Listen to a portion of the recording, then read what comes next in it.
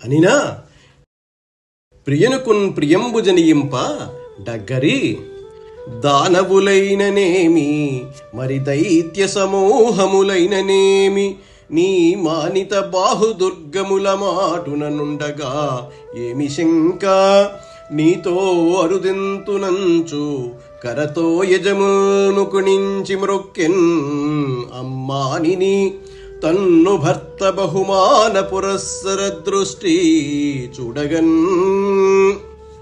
సత్యభామ కృష్ణుని దగ్గరగా వెళ్ళి తన కర కమలాలు రెండూ జోడించి మ్రొక్కింది.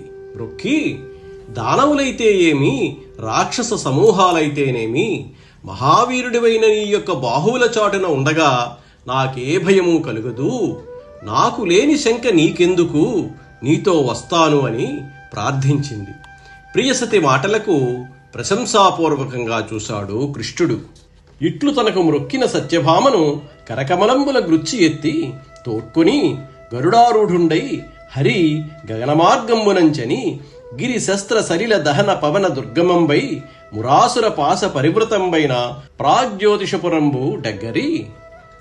శ్రీకృష్ణుడు తనకు నమస్కరించిన సత్యను ప్రేమగా లేవనెత్తాడు. సత్యభామతో పాటు గరుడ వాహనాన్ని ఎక్కాడు. ఆకాశ మార్గంలో ప్రయాణం చేసి నరకాసురుని రాజధాని అయిన ప్రాగ్జ్యోతిషపురం చేరాడు. ప్రాగ్జ్యోతిషపురం చుట్టూ 5 దుర్గాలు నిర్మింపబడి ఉన్నాయి. గిరిదుర్గం, శస్త్రదుర్గం, సలిలదుర్గం, అగ్నిదుర్గం, వాయుదుర్గం అనే దుర్గాలతో ఆ పట్టణం ఒకదాని తరువాత ఒకదానితో ఆవరించబడి ఉంది. అంతేకాక మురాసురుడు కంటికి కనపడని విధంగా ప్రాగ్జ్యోతిషపురాన్ని ప్రవేశించడానికి వీలు లేకుండా చుట్టూ పాశాలు కట్టి మరో కొత్త దుర్గం నిర్మించాడు. గదచే పర్వత దుర్గముల్ సకలముల్ కావించి సత్తేజిత ప్రదర శ్రేణుల శస్త్రదుర్గచయమున్ భంజించి చక్రాహతిన్ చెదరన్ వాయుజలాగ్ని దుర్గముల నిశ్శేషంబులం చేసి భీప్రదుడై వారున త్రుంచెన్ కృష్ణుడు మురప్రచ్ఛన్న పాశాంబులన్. ఆ దుర్గాలను చూసిన శ్రీకృష్ణుడు గద తీసుకుని గిరిదుర్గాలను ముక్కలుగా చేశాడు.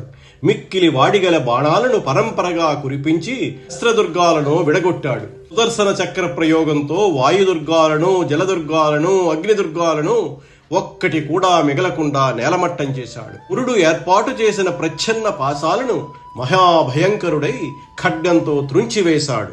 మరియు